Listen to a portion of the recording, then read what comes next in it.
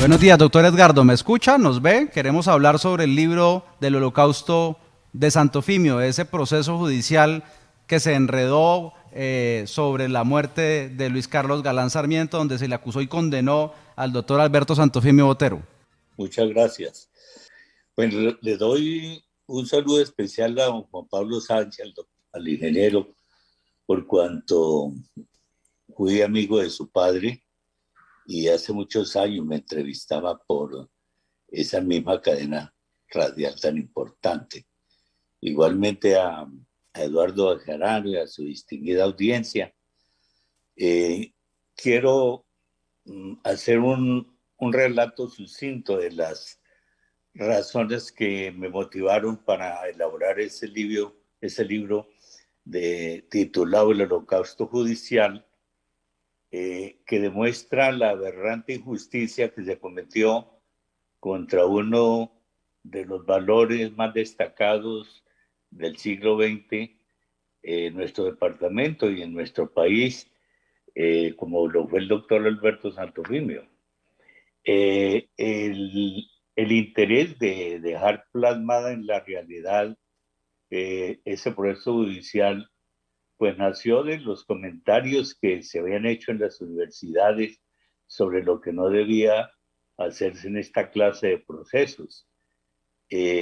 Cuando se realiza una sentencia de tribunal de cierre, como fue en este caso el Tribunal Superior de Cundinamarca, que absolvió unánimemente al doctor Alberto Santofimio, la familia Galán buscó de abogado de la parte civil a un ex magistrado de la Corte Suprema, quien a su vez buscó a uno de los que había sido asistentes de él en la misma Corte cuando desempeñaba esas funciones, que era magistrado auxiliar.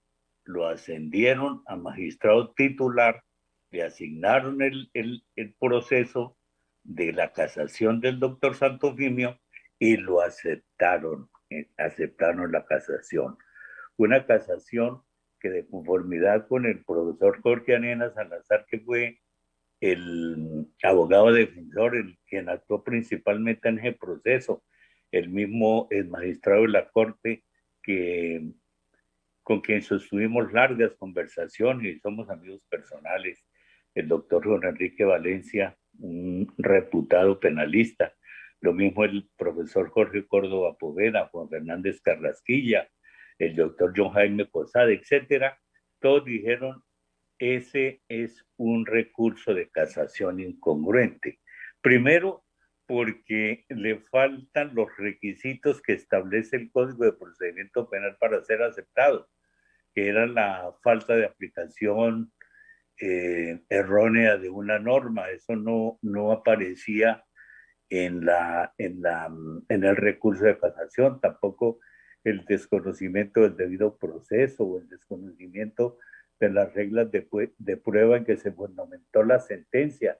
No tuvo en cuenta la Corte en ese recurso de casación, sino que se limitó a ampliar la demanda de la parte civil y proferir con base en inferencias, dudas, suposiciones, podría ser, es posible, todo ese tipo de calificativos que no son propios en una decisión de fondo para proferir esa sentencia contra el doctor Santofimio, donde no existía ni una sola prueba.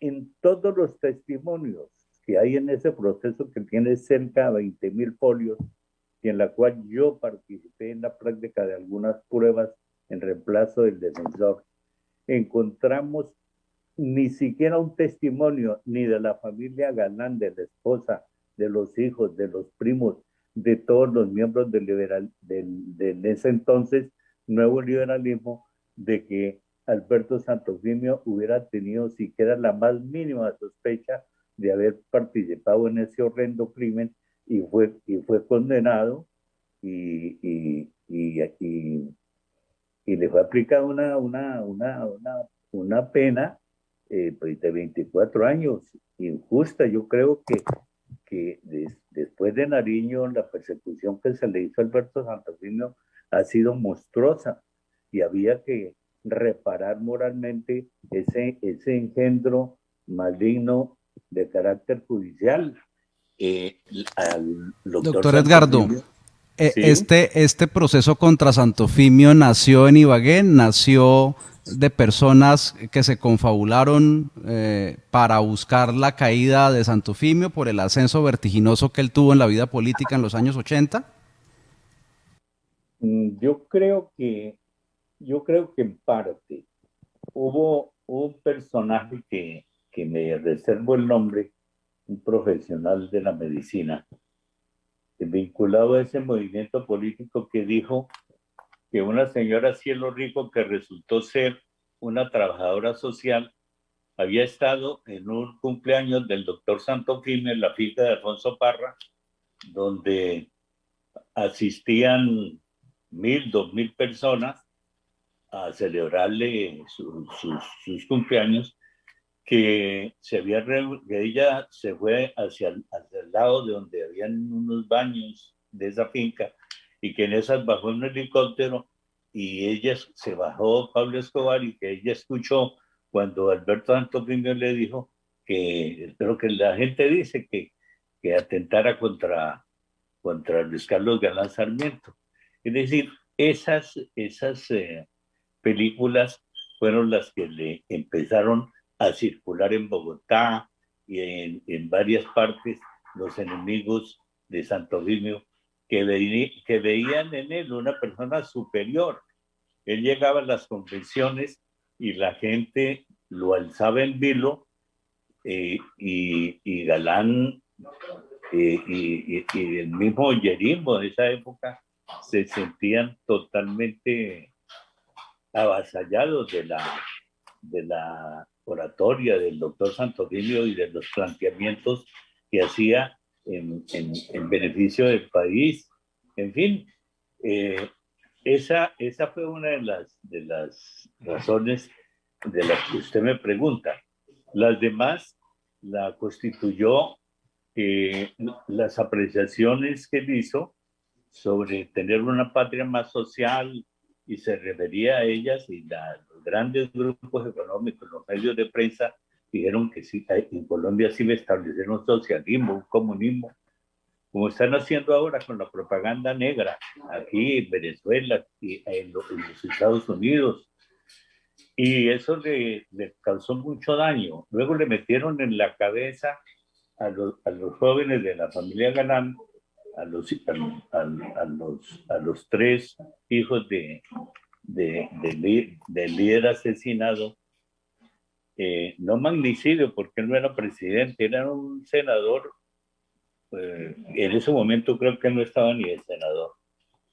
Y era un candidato como todos los demás, y se enfrentó a las fuerzas oscuras del narcotráfico, que no respetaban la vida de nadie, y lo asesinaron lamentablemente. Eso fue muy triste para el país, pero también fue muy triste para Colombia que a Alberto Santofimio le hubieran armado semejante bodrio judicial, y eh, hubieran creado ese descrédito personal. Había que, con este libro, decir la verdad, que ahí están los números de los folios, los cuadernos en los cuales están las pruebas en que se fundamenta.